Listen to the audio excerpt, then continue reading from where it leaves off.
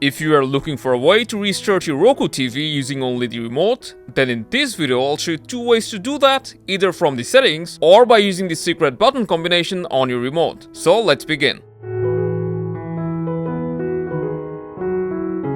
First, let's see how you can restart your TV from the settings. So from the settings options, go to System, then Power, and then go to System Restart.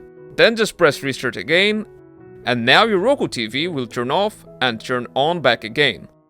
But if you're having trouble going to the settings, maybe your TV has stopped responding or frozen, then don't worry, because using the secret combination, you can restart your Roku TV no matter which state it's on. And it goes like this. First you need to press the home button 5 times, then the up arrow once, after that press the backwards button 2 times, and finally the forward button 2 times. And you need to do it quickly. So, home button 5 times, up button, back button 2 times, and forward button 2 times.